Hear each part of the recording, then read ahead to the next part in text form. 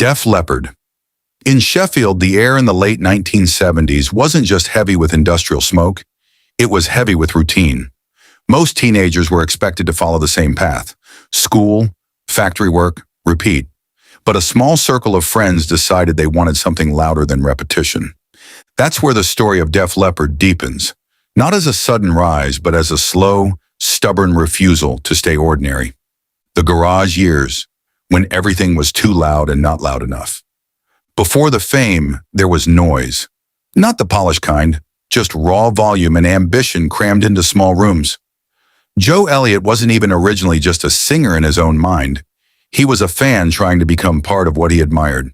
When he met Rick Savage at school, they bonded over the idea that rock music wasn't something distant. It was something they could build themselves. They practiced obsessively, often playing the same riffs over and over, not because they were perfect, but because they were trying to become perfect.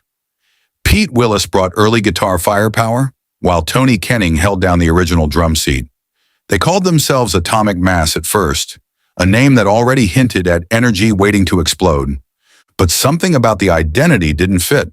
It sounded too generic for what they were becoming. Joe Elliott had a habit of sketching fake band names in notebooks during class.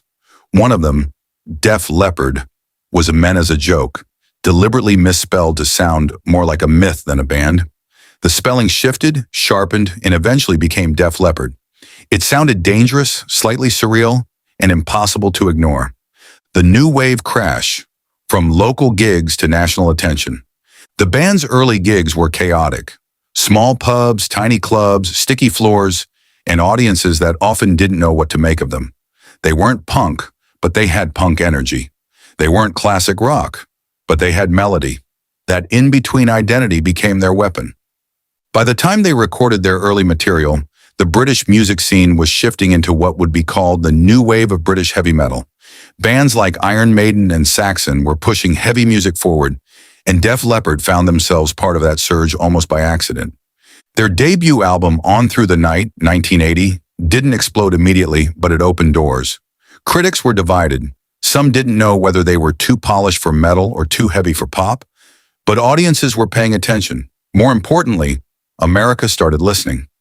Then came High and Dry, 1981, and everything tightened.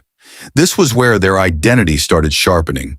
Massive hooks, layered guitars, and choruses designed to survive in your head for days.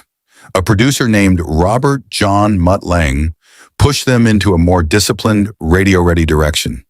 It wasn't easy. Lange was known for demanding perfection, take after take, but the result was a sound that would define their future. The break and the breakthrough. Pete Willis was eventually dismissed due to issues with consistency and performance. Phil Collins stepped in, and the chemistry shifted instantly. The guitars became cleaner, more synchronized, more explosive. Then came tragedy that almost erased everything. In 1984, drummer Rick Allen lost his left arm in a car crash. For a band on the edge of global breakthrough, it should have been the end. But Allen refused that ending.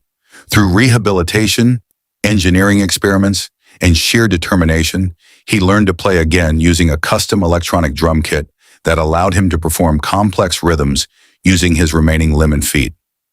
It wasn't just a comeback, it was reinvention. Hysteria, the longest gamble that paid off. Recording a Hysteria became one of the most complicated album productions in rock history. Sessions stretched for years. The band was under pressure from their label, from fans, and from themselves. At one point, progress was so slow it almost collapsed entirely. But what emerged in 1987 wasn't just an album, it was a calculated, layered universe of sound. Every drum hit, every guitar line, every vocal harmony was constructed with precision. It was rock music engineered for stadiums and radio dominance at the same time. Songs like Pour Some Sugar on Me, Love Bites, and Animal didn't just chart, they took over. The album sold tens of millions of copies worldwide and turned Def Leppard into global headliners. After the explosion, survival in plain sight. The 1990s changed everything for rock music.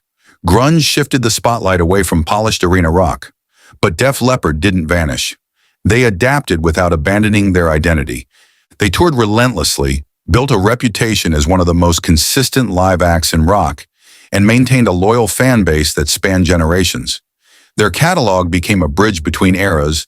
Parents who grew up with them brought their kids to shows, and the cycle continued. The legacy that didn't fade.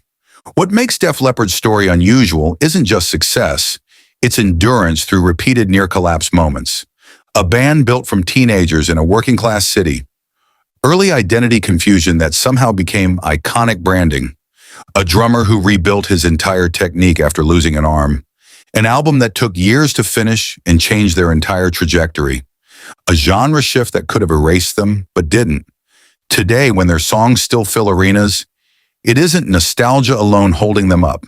It's the fact that their music was built to be shared loudly, repeatedly, and across time. And in a way, the story loops back again to Sheffield. Not as a place they left behind, but as the place that shaped their refusal to stay small. Because before they were Def Leppard, they were just kids making too much noise in a small room, trying to become something that didn't exist yet.